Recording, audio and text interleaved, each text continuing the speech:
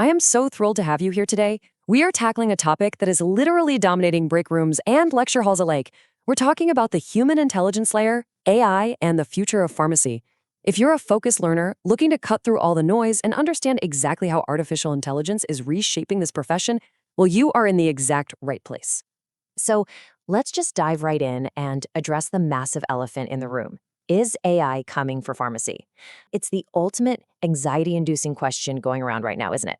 Whether you're a pharmacy student or a seasoned pro, everyone is kind of wondering the same thing. Are my years of intense study and clinical practice about to get replaced by an algorithm? Well, let me just give you the stark reality right up front. It's already here. Seriously, this isn't some distant sci-fi future we're talking about. AI isn't just coming to pharmacies someday down the line. It's already deployed, and it's fundamentally changing daily workflows around the globe right this very second. Section 1. What AI is already doing in pharmacy. So the crucial thing to understand is that automation is active across so many domains right now. First up, robotic dispensing. From Europe to the US, Asia, and Africa, actual physical robots are out there picking, packing, and labeling meds way faster and with far fewer errors. The days of a pharmacist just standing at a bench counting tablets, yeah, those are fading.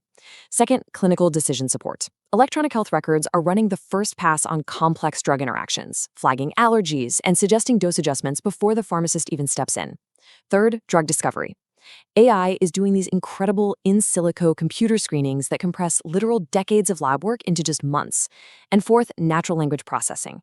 Over in pharmacovigilance, AI is reading and coding multilingual adverse event reports in seconds. We're talking about a task that used to take someone 20 minutes per case, done in a flash. Now, I know all of that might sound kind of overwhelming, so let's pause for a really crucial reality check. The robot dispenses, the pharmacist validates, the AI flags, the pharmacist decides. This perfectly captures what we call the human-in-the-loop motif. Look, automation is absolutely changing what pharmacists do every day, but it's totally not eliminating who they are. You are still the final, critical checkpoint, always. Section 2, the tasks AI actually does better. To really wrap our heads around the massive scale of what AI can do, just think about the number 100 plus. Imagine a patient who's taking 15 different medications. That creates over 100 possible pairwise drug interaction combinations. For a human pharmacist, checking that manually takes a ton of time, and there's a huge risk of missing a subtle interaction. But an AI system, it checks all 100 plus combinations simultaneously and flags every single risk in a matter of milliseconds. And that raw power translates directly into a few key areas where machines just completely dominate. First, high-volume repetitive data processing. Second, drug interaction screening at a massive scale. And third, they totally outpace us in image recognition. We're talking about visually verifying that the exact right tablet is in the correct blister pack thousands of times an hour without ever getting tired or suffering from eye fatigue. It's wild. So this setup brilliantly illustrates the contrast we really need to grasp. On the one hand, you've got the brute force processing power of machines. They are built for high-volume repetitive data processing. But on the other hand, you have the human element, clinical reasoning and ambiguity. Basically, the machines handle the sheer scale, but humans handle the nuance. Section 3, the human pharmacist advantage. And this is where we shine.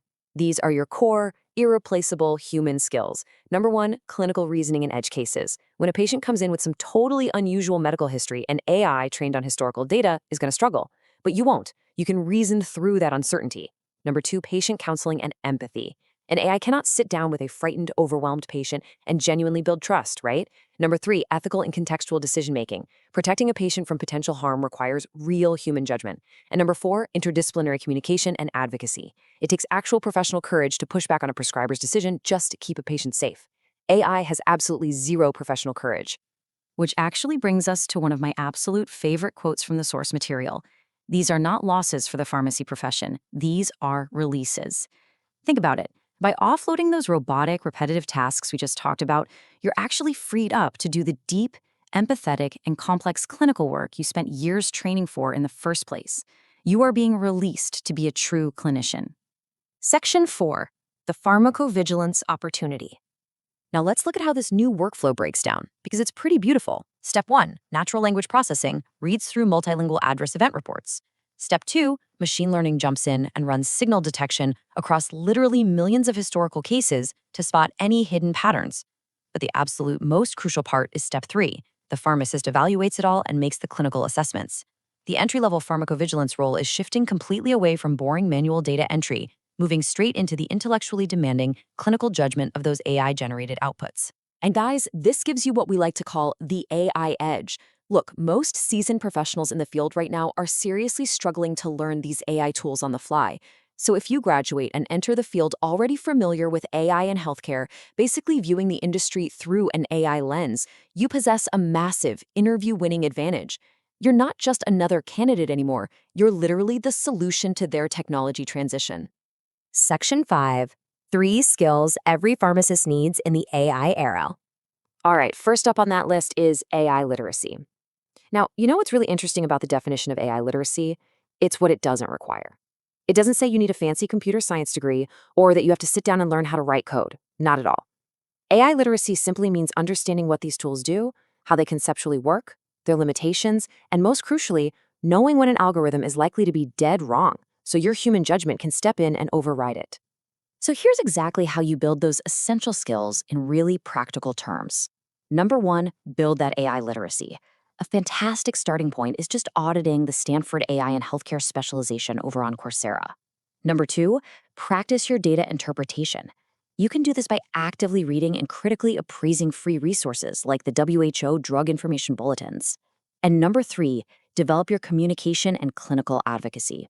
Take those clinical rotations seriously. Volunteer to present drug safety cases to your clinical teams. Get out there, practice speaking up, and build that human authority. I really want you to absorb this next quote before we talk about timelines. None of these are about competing with AI. They are about being the human layer that makes AI safe, useful, and clinically valuable. Let that completely solidify your true role moving forward. You're not trying to compete with the machine, guys. You are its essential human governor. Section 6. Your career action plan. I highly recommend grabbing a screenshot of this timeline right now. Here's your chronological roadmap. This week, go start that Stanford AI course and give the WHO, FDA, and EMA a follow on social media so you can passively absorb updates. This month, grab some published papers on AI and pharmacovigilance, give them a read, and update your LinkedIn skills section with those keywords. This year, aim to complete those certificates and actually build a tangible project. Maybe write a short LinkedIn article analyzing a published adverse event dataset. Remember, show your expertise, don't just tell people about it. Wow, we have covered some incredible ground today. But before we wrap up, I want to end this explainer with a challenge just for you. What is one AI tool being used in pharmacy right now?